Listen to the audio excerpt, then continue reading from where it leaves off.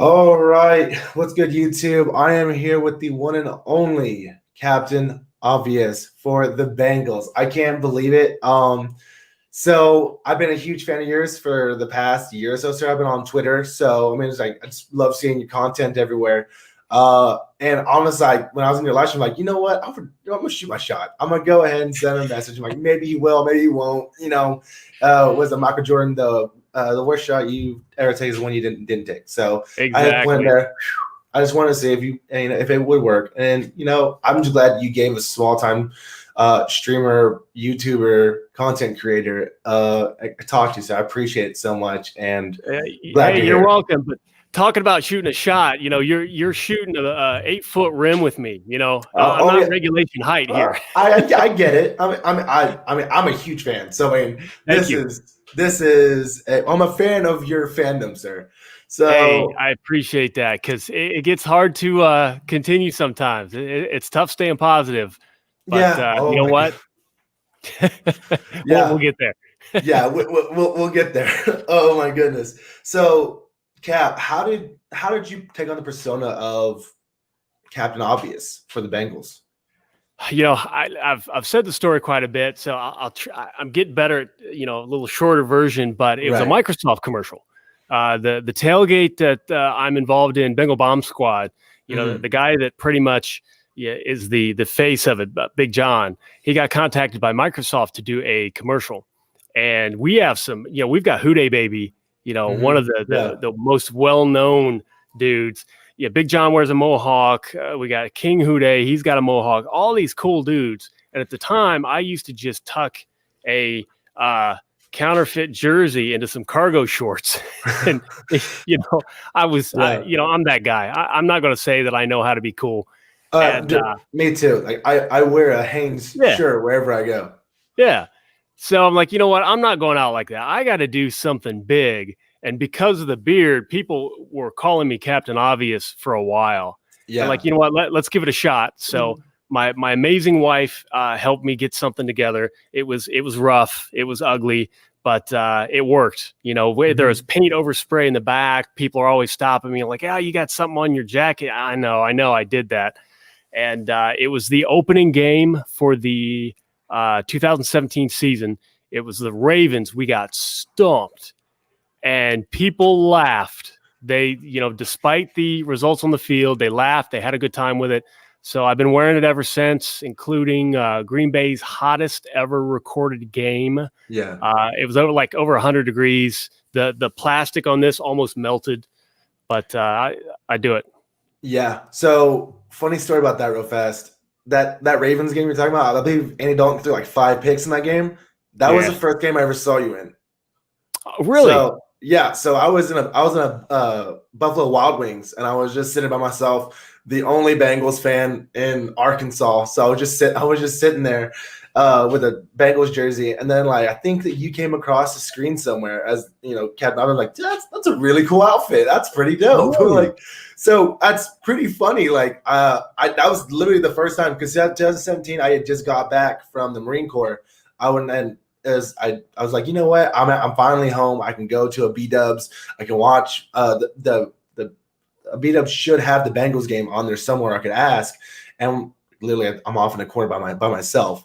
So funny thing is, as bad as that game was and the 5 turnovers, that is the first game I ever saw you in. So that's pretty crazy. That's fun. I didn't know. I've never seen the video, and obviously nobody knew about all of this back then. No one's ever told me that they saw me during that game. I'm gonna have to go back and watch.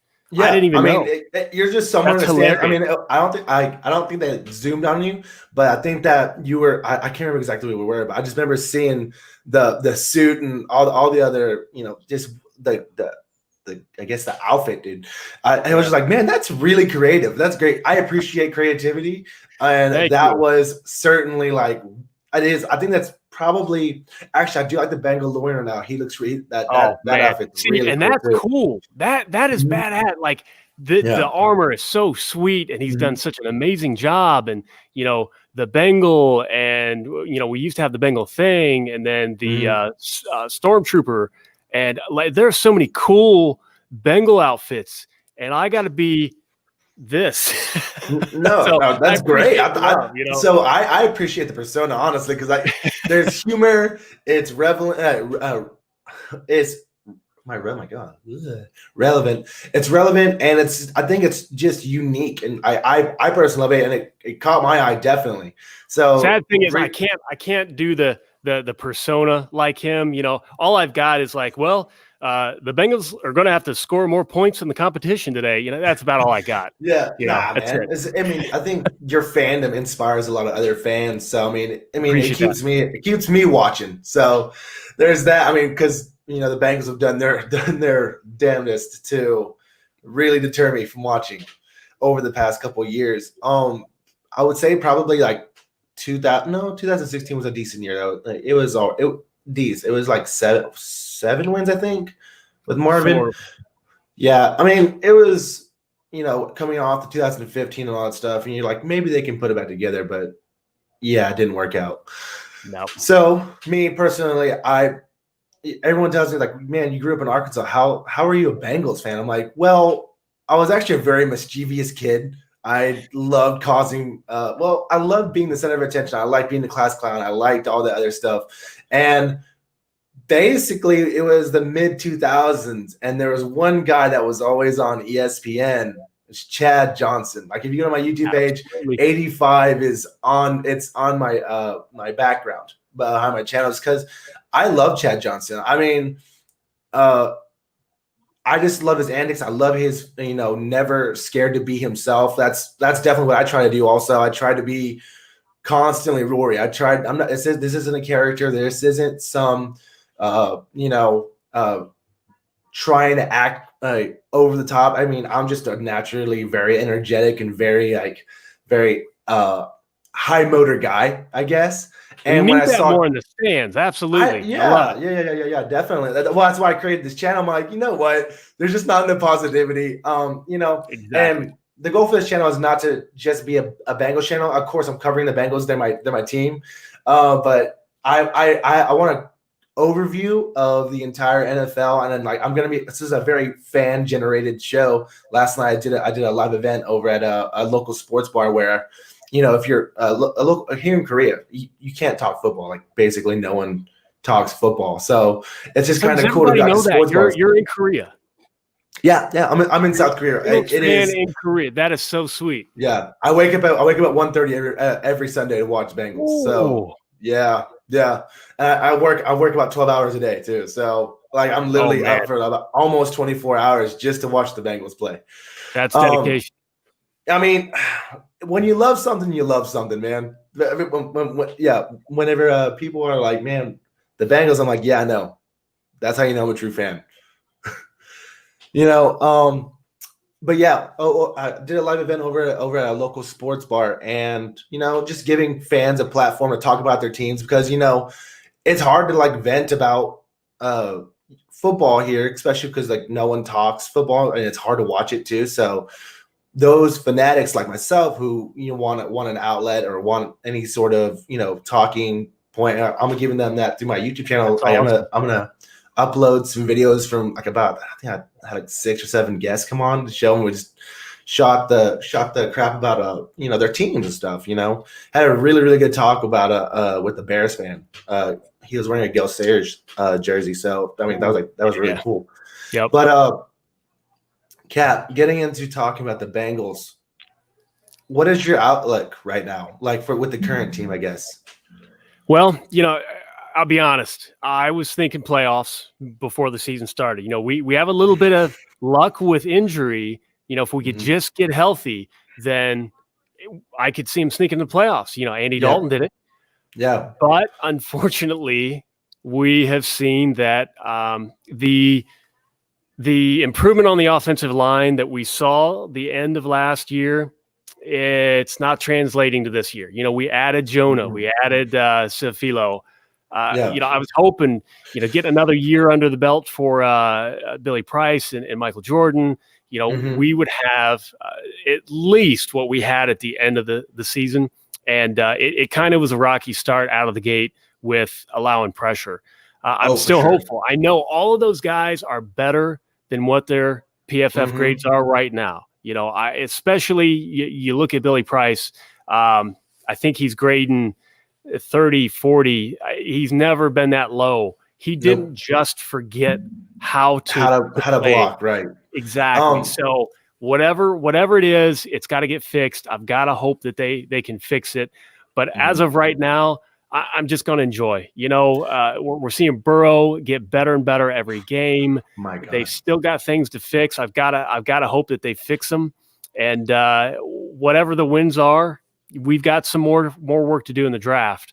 But hey, you know what? We're here. We're going to lose our voice on Sunday. Yeah, that's all that matters. For sure, sir. So I knew kind of, well, I did a thing. I mean, best case scenario was like 9-7, and us squeaking into the playoffs. But I kind of had an understanding of what the team was gonna be because, COVID, their players aren't allowed to train the way they're allowed to train. The camp wasn't exactly the way it's supposed to be. And with an offensive line, you need continuity. You need reps together. You need to be, because that's the most team-oriented part of the football team is, the offensive line. They literally have to work together. So, I mean, I don't think they got that during this offseason. And I don't think they had a good of course, no preseason, and the training camp was kind of short, and there's so many COVID restrictions. It's just kind of like they're already Yeah, it was just like, man, this year is just not the year for us to be doing it. Having to have these problems, and I think that they will put it together throughout the year, like they showed us last year. Because I don't think the talent is the worst on our offensive line. I think the Eagles are in worse shape right now, honestly. Like they're bad. Yeah. But the talent's there. Billy Price for me wasn't the pick at that point, just because I'm a huge draft guy, and I saw what the Bears Daniels. Daniels, he's our left guard right now, but he was a center coming out of Iowa, and he was amazing at zone blocking. So, I mean, for me, that was the pick, but Billy Price isn't a bad I don't think he's a bad prospect, but I think that he could definitely better his play. And Xavier Su'a-Filo has been hurt since week 1, so I mean he we actually don't really know. Great. So he looked good. They were worried about him actually being able to come in and play. And, of course, people have differing opinions on Pro Football Focus, but his grades were great. So he was one of the top linemen until he got hurt. We've got to see improvement. We've got to see developments on the coaches, and I know Jim Turner's a hot topic. Yeah, Jim Turner's a big. Yeah, I'm putting my computer in real fast. I forgot to plug it in. Power's going out. There we go. I was like, oh no, 10%. Hey, let me plug this in real fast. So sorry. There we go. Oh, that's okay. Yep. I thought I might have had to do some singing or something to, No. No worries. No, Jim Turner is it's a hot topic right now, man. Can he develop this line into what it needs to be? Maybe. I heard he's a really, really old school coach, and it's just kind of like, will these younger players really get into that mode? I heard that they kind of like him, but I like the ability to be old school. If you've got to drop F-bombs like Zimmer, I don't mind that. I like because not everybody has that. Not everybody can tap that part of their personality. Yeah, so for sure. I appreciate the fact that if he can. But you also have to be able to switch to a different personality for other players, because not everyone is going to respond to that.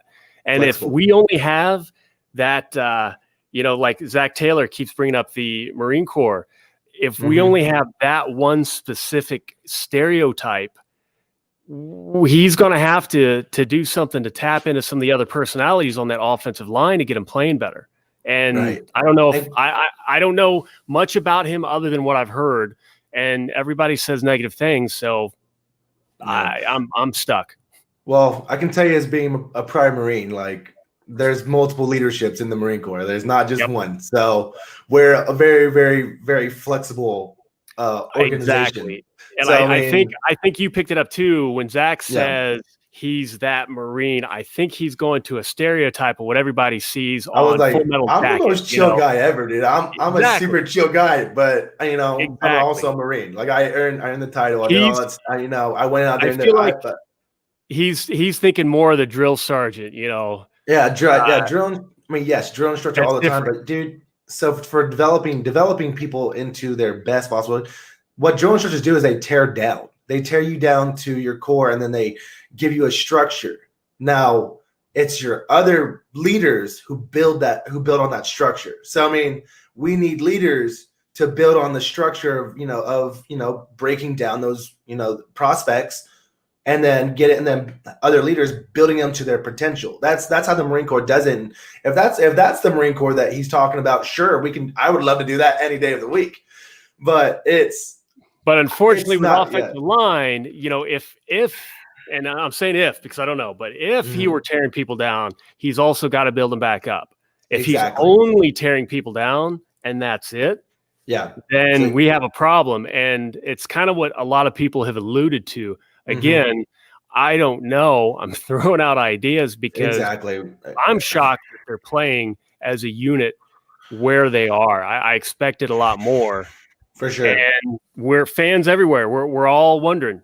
Some people are looking at players. Some people are looking at Turner. Some people are looking at everything.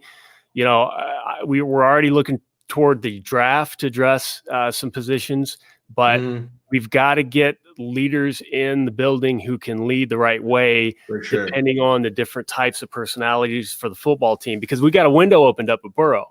We got to get some Lombardis while we've got that window.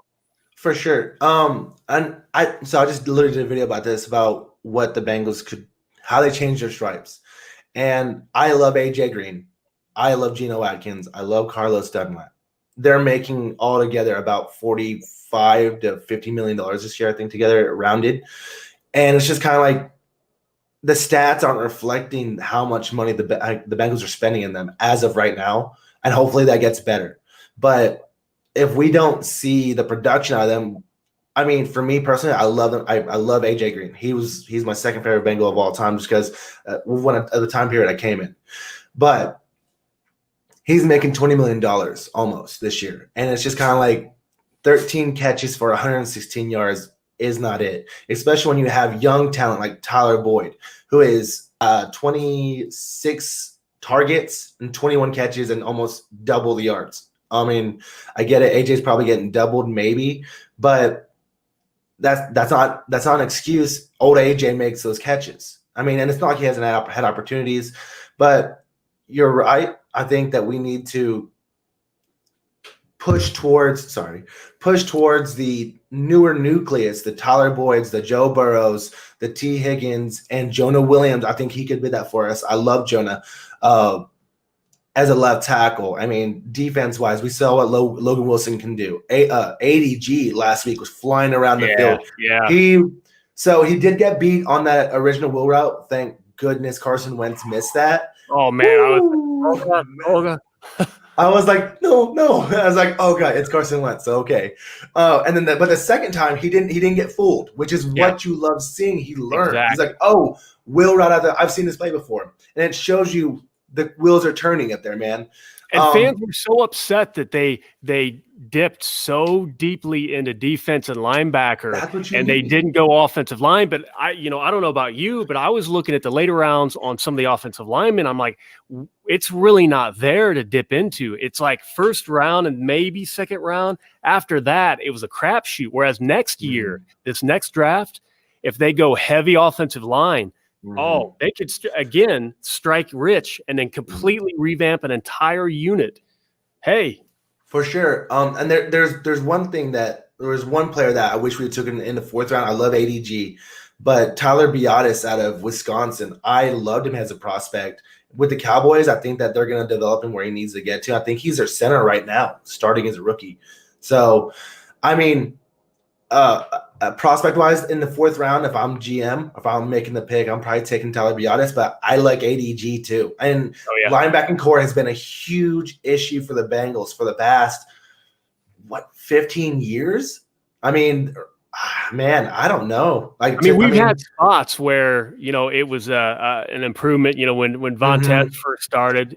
For sure. Yeah. Had a better group. And Dhani Jones, we grabbed him off the street because of injuries, and he was just a smart player. That helped out. But, it's never been – we've never had that unit that everybody talked about in the NFL.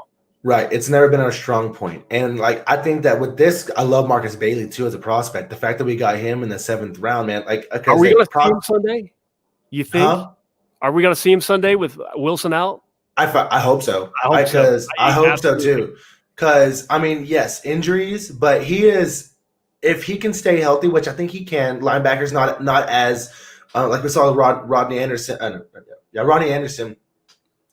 Running back is a lot more cutting and more pressure on the ACL. Linebacker, I know he's been through too, but they're different legs. So, sometimes they come back stronger. So he could have weird cyborg legs now. Who knows? And can you imagine the TikToks the man is going to put out after on Sunday? If he has a big game, I want to see his TikToks. Oh, for sure. I want to get him on here. I want to talk to him, honestly. But it is – I love that nucleus. Jermaine Pratt at spot times, he looks good too. He's getting better and better, which is, hey, just keep moving that needle forward. That's what you want to see. You can't complain about four good linebackers. So exactly. And then Josh Bynes is a good leader. I think that sometimes it looks a little bit weird where Matt Minnick was going over it and was like, why did you jump out of the A gap? What was going on there? Somebody else commented about that. You'll have to search in Twitter. Anybody listening can. I replied with a screenshot to Matt's post. I didn't get to see if he replied, but somebody else, some other film guy, diagnosed that and said they had no problem with the play. It just looks weird. He did what he was supposed to do, but based on the angle, and that's where some of us fans forget. Yeah, right. It's kind of it's easy looking at all 22. Exactly. We got the eagle eye view. This guy is eye level. He's having to react to it. Exactly. Right. Played linebacker. I get it. It's just kind of for me, it's kind of like if I'm seeing ball, I'm getting ball. And hopefully you don't get washed down, but of course that's an athleticism thing. If he can make it, which he's older, maybe he just knows his body better than we do, Maybe it's like, you know what? I might not get into the A gap. I'm gonna let these blocks slide down and then clean up on the backside. So if you look it up, it just reminded me when you said that he had mentioned something that the analyst had mentioned something about somebody being engaged with the double and they broke away and then re-engaged. So he was reading Covington, right? Maybe he was reading who was engaged where on basically, I guess, where the play was going to go. And because somebody else re-engaged, he made the right call, but then the back went to that spot. So you could probably speak on it more than I can, but go look at it. Go look his tweet up. Find my reply. I get it. What can you do? You have to react in the moment. Sometimes you miss, sometimes you hit, sometimes you miss. Playing linebacker is it's really, really difficult, man. And these guys are just still trying to gel. A lot of people who don't play team sports don't realize that. Exactly. You know what? It takes time for you to trust the guy next to you that they're going to do what they need to do, but also sometimes that they can break off of their responsibility and help you out a little bit. And then when you develop that chemistry together, it's on. Oh, yeah. So, and, like I was telling a lot of other Bengals fans, I'm a part of a Bengals page, and they're just like hate, burn it all down, throw it away. I'm like, you guys, you sound like the Browns. Stop. You're in Cincinnati. There you go. It's calm down. It's Zach Taylor's second year. You were 3 games in. The point differential for us losing is only 8 points. By this time last year, we were getting blown out of the water by like 50. Exactly. So calm down, guys, please. And that 49ers game was embarrassing. And it was a completely different year. But to be competitive year in and year out, despite all the new pieces, again, I'll admit, I thought we would be better than we are right now. But it's still not as bad as it was last year. So the thing is that our foundations are showing. We're showing it's getting better. I mean, because like the Browns are the same thing as the 49ers week 2 last year. They were a run-heavy team that passes over the top. We lost by like, what, 30-something points last year? I mean, we lost by 5. I mean, we got our quarterback. Our defense looked they did get gashed in the by that offense, but you know what? As a team, you losing by 5 still looks better than being blown out of the water by 30. Exactly. You know, it just shows you the growth. I don't hate Zach Taylor. I mean, at this point, I'm not 100% sold into him. I need to see more. I'm not just going to see. I'm not going to. I think if he was on the show, he would tell you that's a legitimate reason. You know, he knows what the record is, and he understands that people see the record and see the results, and they want more. That's what I like about Zach. I think he's well aware. People sometimes when they talk about him, it's as if he doesn't understand what's going on. A lot of times recently, the play calling came into question. You know, somebody would throw out a chart without any context, and then I dig into the numbers and find out, oh, we're going for it more often on 4th down, despite what some people think. Oh, we're passing more on 1st and 2nd down, despite what some people think. Oh, we tried to run a lot on 2nd and long in that first game. It didn't work. And he's been going away from it ever since. He does look at the analytics. He does look at the data, which is promising because Marvin said he didn't like it. So he was a gut coach, you know, the old school coach, right? Yeah, but it's like, okay, well, Zach's not going to necessarily just come out and say this stinks or, you know, he's not going to sell his players out or his coaches out. So we've got to stop expecting that we hear that in a post-game presser. But I see he's getting better. Yeah, and that's not what you want to hear in a leader anyway. A leader who makes excuses or blames it on his people is not a leader. Like that's just, you don't want to sit in the Marine Corps. You hate seeing that from a staff sergeant or a gunny. It's like, oh, well, my lance corporal did this, or well, my corporal messed up that. I was like, no, it was like, hey, I should have taught them better. I should have been the one to put them in a position to succeed. I should have done this, and for the most part, he's doing that. It was like, yeah, as a team, I know we need to get better. Like I said, I'm not 100% sold on Zach, but also I'm not giving up on him yet. I don't want to be the Browns. I don't want to see a rebuild. Exactly. Because if we do hire Bieniemy in year 2, we're not, you know, Super Bowl bound. Are the Bengals fans gonna go crazy? It's kind of like, really. And Jake NFL, Jake Lisco had found a tweet from someone who basically was saying you don't want Bieniemy. And, you know, it was interesting because so many teams have passed on him. And then you've got some of this coming out where, you know, essentially it sounds like he bombed all the interviews. He hasn't called all the plays yet. It's Andy Reid's offense. It's a loaded offense. And I like Bieniemy. I was a fan of Bieniemy when he was a running back for the Bengals. I want to see anybody, you know, get a promotion and do well. But it sounds like that there's more there. And our knee-jerk reaction when our quarterback doesn't do well, we want the backup. Zach Taylor maybe isn't winning games. Oh, we want another coach. This guy, hey, let's replace. And then we're never letting anything happen. The whole cliche about the bamboo tree growing and, you know, how many years it just stays dormant and then suddenly shoots through. Hey, you know. I don't want anybody laughing at me for that, but hey, you know, it's fine. Get an analogy. I feel like we're on the cusp, and I think at the end of the year, and then looking at the draft, if we go heavy offensive line, if we can't fix it this year, and we pick up a couple of studs on the offensive line, and everybody's happy with the draft, and we see progress, absolutely, he's going to have a 3rd year. There's no question in my mind. For sure. If we get 4 or 5 wins this year, he's staying. He should stay. Like growth, any sort of growth, really, like would be great. And I think that we're seeing that right now. Like I told you, the 8-point differential. You know, we were expected to get blown out of water by the Eagles. We were, you know, I'm not saying like that, but like at the beginning of the year, like we were expected to lose that game straight out. And we've been competitive. So I'm happy that we're competing and we're being competitive. Because that's not what we saw last year at all. We saw a team that, for the most part, just went out there and got their money and played and not to get hurt. From what I saw, they knew the season was lost 4 games in, just like, oh, okay, well, it's one of those years. I made a meme about it on my Instagram. It's like, it's AJ Green holding his shoulder pads. Like, well, it's gonna be one of those years, huh? It's kind of like the guys are competitors. I guarantee course, they were trying, but it has got to be difficult to try when you know everything around you is basically kind of falling apart.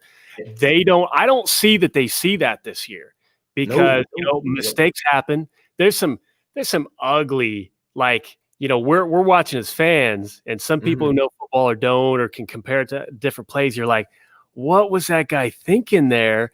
But it's a one-off. It's like, okay, well, maybe we do need a little bit more help with talent in certain positions. Maybe these guys need to learn a little bit more. AJ Green said it himself. He is still learning the offense. Now, for whatever, people have said things in the past about, quarterbacks and wide receivers and everything else, like, well, he's had a year to learn it. I'm not getting into all that, but the actual game time, the actual reps, the actual live action, he's still getting used to it. I went back to, I showed the video and I've talked about it before, but one of the first deep balls we saw from Burrow to AJ along the sideline, where it looked like AJ kind of went out of bounds and it cut back in at the end when the DB was in front of him. And it looked to me like, had AJ recognized that ball was coming inside, he could have cut inside first and then been in position to catch it. And the difference is, I loved Andy Dalton to death, but there was more of a tendency to try to push that ball outside. Out of bounds, so that if something bad happened, well, it's just incomplete. Burrow's going to push it more inside to get AJ to score. Yeah. So AJ got to get used to knowing, I don't care what I'm seeing when that ball's in the air. I got to know he's putting it inside. So if he cuts inside, that's a TD, I think. So he'll get it. He'll get used to it. And you know what? I'm hoping it's going to be that Sunday, this Sunday tomorrow. Jeez, it's tomorrow already. Yeah, well, this morning. I'm not sleeping today. Oh, man. I'm not sleeping. I'm sorry. But it's Andy Dalton. In the Jags game with Jalen Ramsey, AJ Green beat Jalen like 5 times down the field. And exactly what you said, Andy Dalton pushed the ball outside almost every single time. It's like he didn't give AJ a shot to show what he could do against Jalen Ramsey.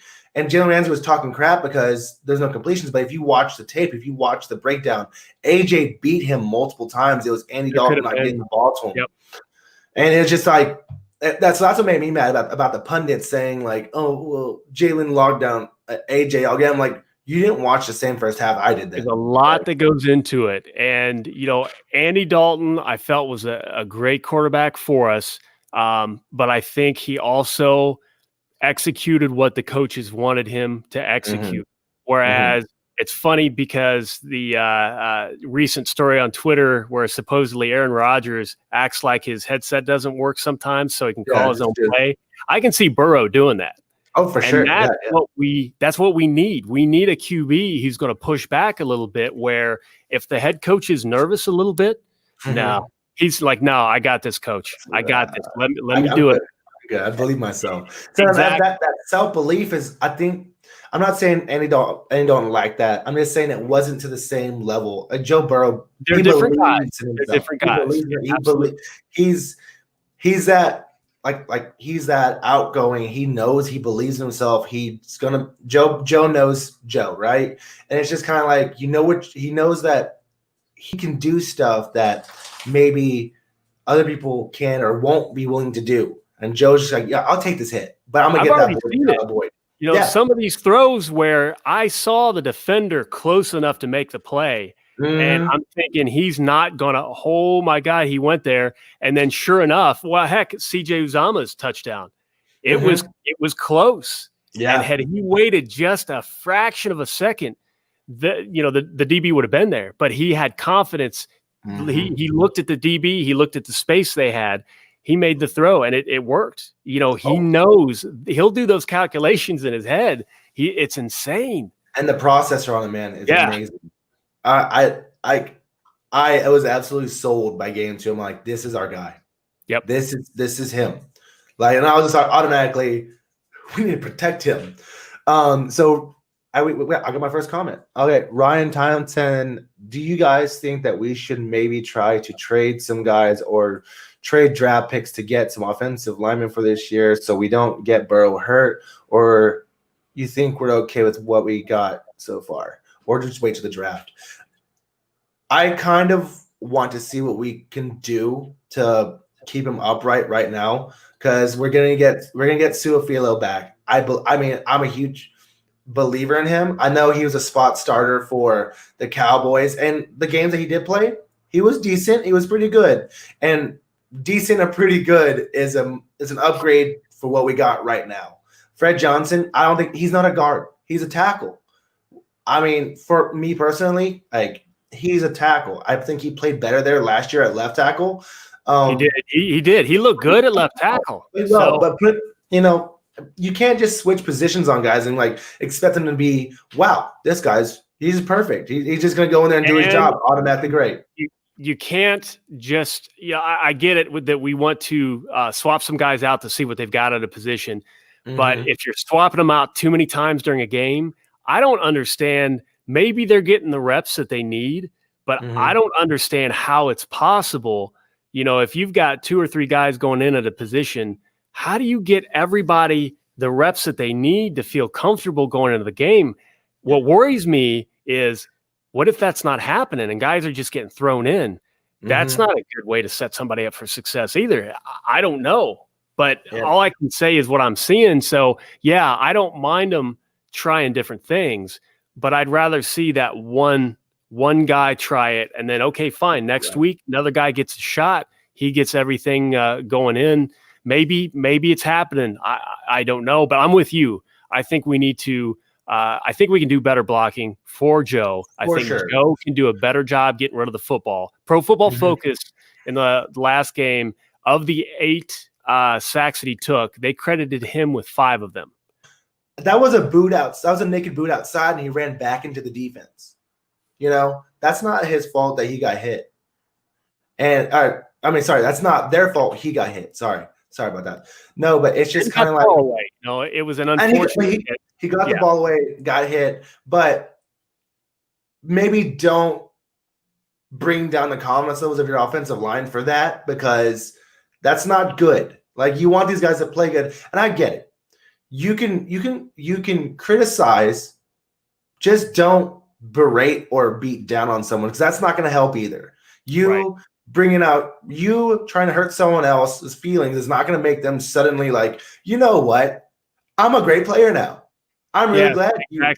I'm really glad you sent me that tweet. That's the biggest thing that kills me about fans. And I even try to watch what I say sometimes, because everybody sees what we say on Twitter. And, sometimes I'll get involved in conversations where, you've only got so many characters to type out, and I'll just run with an idea, and somebody gets dragged in and whatever. The fans, these guys are not going to play better if you are atting them and talking about them, and no one's garbage, no one's trash. Everybody deserves to get to the level that they're at right now. Whether or not that they can play the level they need to play, you know what? I'm glad I'm not making the choice. I'm going to go out there Sunday and I'm going to root for every single one of them. I'm a fan. Cheering as loud as possibly I can, hoping that instead, when things get tough, they dig down, they can hear me yelling, and it helps them. For sure. Rather than boo like so many people want to, and then they're like, why am I even trying? No, I don't want people coming to my job booing me, and I make mistakes. Exactly. How would you like it? No, you did that wrong. What are you doing? I work in security, so if somebody's booing me, I'm in big trouble. Also security. It's kind of like, I was like, boo, you let him in the unsecured zone. What are you doing? I'm like, I don't know what I'm doing, I don't guess. So it's just kind of like, get paid a lot, but I'm going to err on the side. And I'm not saying that the fans that boo are horrible people or anything. They're allowed to criticize. Moment, guys are booing. I'm not taking part. I'm going to keep cheering no matter what. hoping that, again, when times get tough, we've got so far this year, think about all the little tiny mistakes that could have been a game changer. One little thing happens, one false start, one free rusher, one kick out of bounds, you know, and then back to score. Browns game. I'm sorry. Totally, totally controllable things that we could just fix. Maybe it's the concentration. Maybe it's if we're there cheering them on, that confidence level, they don't make that mistake, and then we win. I'm all for it. Let's go. Yeah, I mean, also small things like the Tyler Boyd catch for the touchdown in Cleveland, or them not calling back Giovanni Bernard's touchdown. You know, them capitalizing on the goal line stand by the defense, that would have been huge. Yep. But it's just the little things hurt you. The details are important. But I was actually talking to a Lions fan last night, and he was like, bro, I get it. Like, and it's like he was saying, like, I think that personally, because he was a Lions fan, when I go to Lambeau Field and they're there, they have the utmost confidence that their team is going to win. They criticize whenever they're bad, but they believe that their team is going to win, or something's going to will them to a victory. And I believe willing things into existence is kind of thing. I'm not saying like some sort of the metaphysical. I'm just saying seriously, the universe works in mysterious ways, buddy. Yeah. Confidence, man.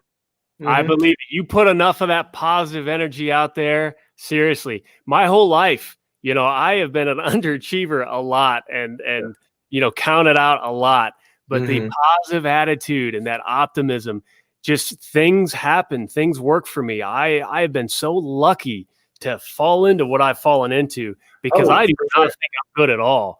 But it's been that you know, the book and the movie The Secret, and I know people make fun of it and everything. But seriously, hey, you know, go to that parking lot thinking, yes, I am going to have a front spot all to myself, and then bam, there it is.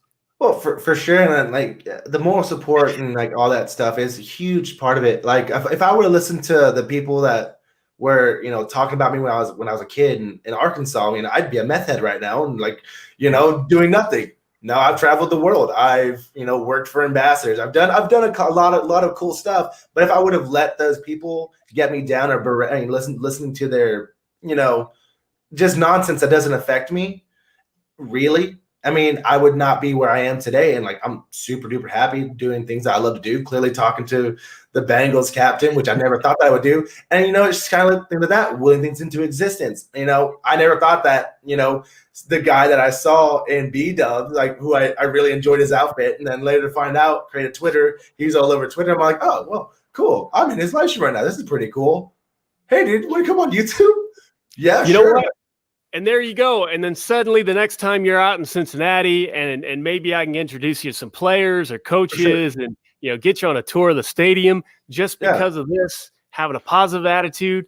Exactly. There you go. Having that positive attitude helps you build toward the future. Being a pessimistic, negative person is only going to make you stay in a dark room all day. I'm sorry, you're not going to enjoy life. You know, the last game I said, hey, we got to blow this offensive line up. Yeah, I'm not going to ignore things in front of me. But I do believe that they will get this fixed. I absolutely believe that the line will improve. I do believe good things for everybody on that team, including the coaching staff. We're going to be better for it. We're going to win Super Bowls with this quarterback. But we're going to have some problems in between. We're going to have hiccups. Yep, I predicted 17 years with Burrow, 3 Super Bowls. That's my mindset right now. That's what I want to see. That's minimum. At minimum, that's 3 Super Bowls at least. 17 years, 3 Super Bowls. You heard it here first in the roar. Awesome. Oh my God, dude! I would so this year. Like I was saying, I want them to be competitive. And I'm not saying so. Back to what we were saying a little bit ago. I'm not saying they weren't competitive last year. The course guys are competing for the jobs. They're competing for their money. They're competing for all that stuff. I'm just saying being competitive. They just looked outclassed last year. Like no chance in some of those games. And you're right. But this year, even with mistakes, this year they have the opportunity. 1 or 2 more corrections instead of the mistakes. You know, we've got maybe 5 or 6 correctable mistakes every game. And if we had 2 less, they might have won it. That's this close. 8 points. 8 points differential for us losing. So I think that's the best in the league right now. So from a losing standpoint for teams that have been losing, 8 points differential is amazing. And that just shows. I think that's mostly Joe Burrow and then a defense that's bettered itself over the past year. So, Cap, let's get to the Jags game. How do you think that this is going to turn out for us? What do you foresee? I am going to be completely conceited on behalf of all the fans that are, lucky to make it into that stadium. We're going to carry the team to a win. I think, Joe doesn't know what Bengals fans bring yet. And I've talked to some of the players. Carlos Dunlap basically said it was going to be that opener was going to be weird without us. He told me they miss us. We are going to be there. We are going to be loud. They're going to be able to point at us, look up to us, when we're cheering for a play. They're going to – I can't tell you how many times after the Bengals score and then the kick coverage team comes down, and they are always just pumped up. Travion Williams last year, how many times? Just pumping the crowd up, saluting me. Oh, yeah. Hey, we're going to be there. We're going to let them know. We're going to be loud and let them know that we're there for the W. Sure, yeah. So, man, and that moral support, that's a huge, huge part of football, too. Like, being a former player, it's like you feel amazing whenever, that crowd is there and they're cheering for you. You did something great, and they're like, you just hear, and it's just like the deafening, and it just makes you feel like, yes, this is why I do it. This is the moment. This is my moment. And it's just, I think that, I'm saying that they can't do that. They're professionals. But having that support there makes it that much better. It makes it more fun. And when you're having fun, it makes the game just that much better for you, And at this stage, it's not bad to say that maybe the fans will make an impact. Maybe they need a little bit of support because you know what? It's still a staff that's in the second year. It's still a lot of new guys brought in this year. It's still a lot of learning. Okay, how do we close out a game? How do we fix the little mistakes under pressure? They're going to be learning that. If we can give them a little bit of a boost and maybe they still make some mistakes, well, guess what? It's progress. Eventually, we're going to have that Kansas City Chiefs killer where we're just rolling through a game, moving the ball at will, no mistakes. That's what we've got to get to. But for now, hey, I'll take a little fan victory. Oh, for sure. And just to throw it out there real fast, I think Burrow can be a Pat Mahomes killer. I think that because he's granted not the greatest arm, but his ability to dissect a defense and put it where it needs to and run that like the old Tom Brady's. How did he win games? They didn't score points. They didn't score a lot of points. They ran the clock down and played good defense, and Tom Brady did what he needed to do to win the game whenever it needed most. Joe has that killer instinct that at the end of the game to put it away, which is I'm not hitting an end all. I'm just saying with Joe, it's just like that. I call it the eye of the tiger because you just see him go to town and at the end of the half or at the end of the game, Joe is at his best. That's what it looks like to me as a an analyst watching the game. It's like he doesn't make mistakes. He personally doesn't make mistakes in those 2-minute drives, which I think he thrives in. So in my business, I've built teams, and I never have wanted to have a team where everyone is the same type of personality. Yep. I don't want all killers. I don't want all quiet. I want a mix that complements each other well. And I feel like, to no one's fault, Marvin Lewis was a quiet guy. Andy Dalton was a quiet guy. A.J. Green's a quiet guy. Carlos Dunlap pumps up the crowd, but he's also a little more quiet. But Geno Atkins is just silent, completely silent, So you've got Carlos pumping up the defense and getting the crowd involved. We brought on Joe Mixon, and he loses shit and runs to the sidelines and tackles A.J. Green. Atlanta. Now we got Burrow, who is going to lose his mind too. Like, it's only a matter of time before he blows up on somebody for making a mistake, missing an assignment. We're getting louder and louder guys to mix in to get these guys loosened up. I love it. It was just the most difficult mix of personalities under the Marvin era, I feel like, to be really successful. Now I think we're getting some of the different personalities we need to get that chemistry right. And complement, just to build that whole team. Because you're right, like our teams to the late 2000s, early 2010s, I mean, granted, really good players, really talented players, but for the most part, not very vocal guys as far as I could see, like just in the media, in the locker room, all that stuff. And Joe's got a little Aaron Rodgers in him. Yep. Like he's gonna cut the company line, but he's gonna let you know subtly and pointedly how he feels about something. And as a leader, I mean, you saw it on Twitter. Him showing his leadership capabilities, gaining the support of his teammates, all that stuff. He is a true alpha in my eyes, and you saw that at LSU. Yeah, absolutely.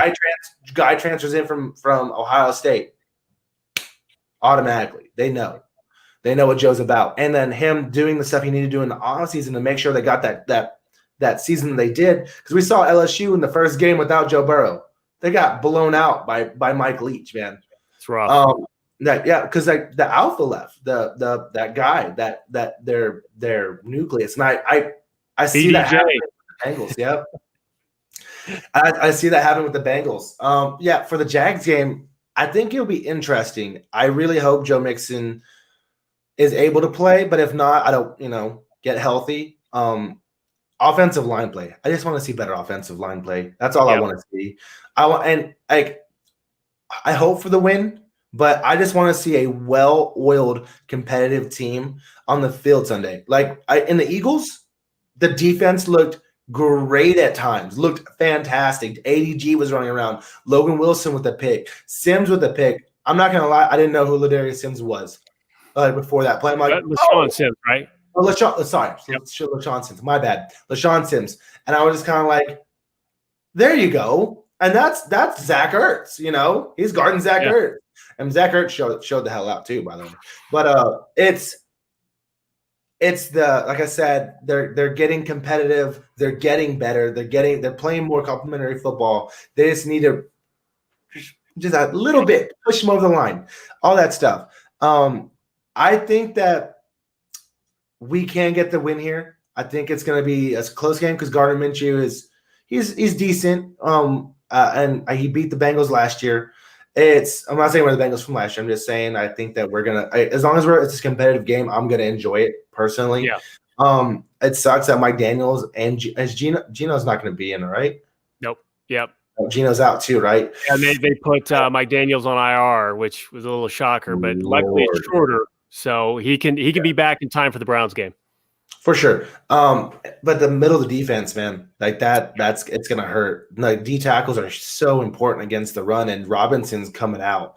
I hope he doesn't. Freedom's called up, so Freedom had some good stuff last year at times. So okay, next man up. I hate to make the injury excuse, even though I do a lot, but I make the excuse when we're completely decimated. If we are hurting in just the interior of the line, there's got to be a way we can overcome that. We can't let that then just destroy the team. That's not enough. When we're losing wide receiver, tight end, half the offensive line, then it starts to be a little exponential. But we can get this. We can get this. I think we get this W too. I think this is going to be Joe Burrow's first win. I think it's going to be if it's a well played game. Not, like I said, not many huge mistakes, or not many key mistakes. I think that of course they had the fan support there too. Now, I think that we can get a W here. I think that we can get a W. I thought the Jags were going to tank for Trevor. I'm not going to lie. Yeah, I was shocked. Hey, dude, awesome. But yeah, I think that we're going to be really competitive in this game. Hopefully with the win. Because I don't see the talent on the other side of the ball to really stop Joe Burrow. Like I mean, they have Henderson now at the cornerback position, but past that, I mean, I don't really know many of the players on the Jags defensive lines. I'm from Jackson. I mean, I'm from Jacksonville. So, I mean, it's just kind of like whoever it pulls it through, I guess, who's ever the more fundamentally sound team is going to win this game. And I really hope that that's the Bengals. Yeah. One last question before I get you out of here, because I don't want you to stay past an hour. I want you to go enjoy your beautiful wife. If we do just so happen to get a top 5 pick in next year's draft, we have a choice between Penei Sewell, Jamar Chase, or Micah Parsons out of Penn State. Who you taking? At this point in time, I'm taking Sewell.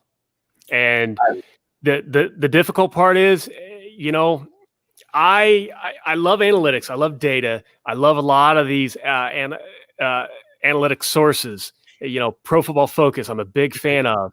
And it's gotten me. I use a lot of analytics in my job, and you know some of the stuff that they use with the NFL data are I use in my field.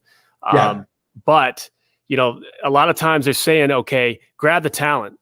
You know, make shift the offensive line if you need to. Don't miss that just amazing talent because he's playing left tackle, and we just drafted Jonah.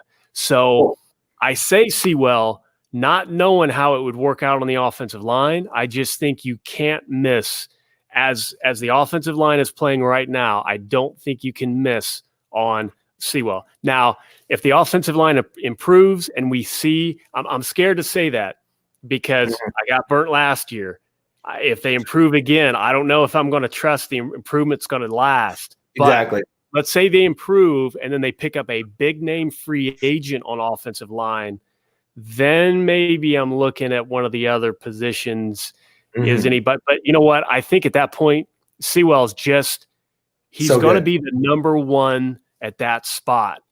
Above all positions, he's just going to be the guy that's going to be a Hall of Famer for, so you take him. You take him and you decide everything else later. Of course. So for me personally on that question, it's for sure Penei Sewell. I would rather have 2 great tackles than one at this point. I'm just saying Penei Sewell is going to be amazing. And of course, I'm an Islander, so I'm gonna root for him. I'm gonna root for him. I mean, I'm gonna get his jersey if he comes to us. But and he's already following. I saw he was already posting stuff about the Bengals. I think he posted a video about how O-line saves the day, and it was Jonah making that magical double IQ.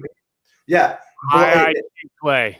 Yeah, help the guard Michael, and then saw DB blitzing off the edge and made a life save. Because if Joe gets hit by that man, right in the rib.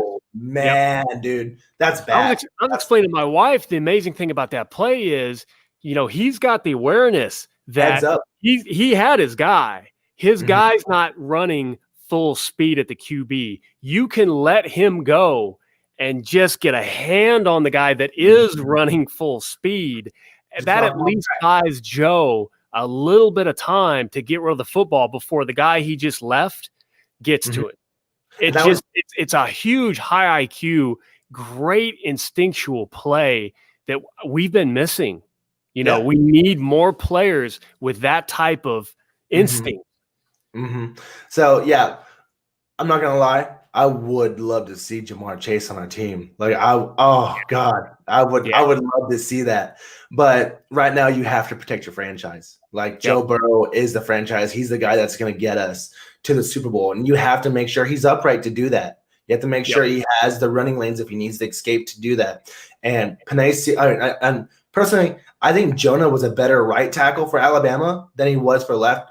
Both good in both positions, but I'm plugging Jonah on the right side where he's probably more comfortable, or was in college anyway, and I'm putting Penei Sewell, and that's my left tackle of the future, because just those edges, Joe's bubble would be better. Michael Jordan, I believe, can develop into a good B+ left guard, and Trey Hopkins is he's a great foundation piece for that line.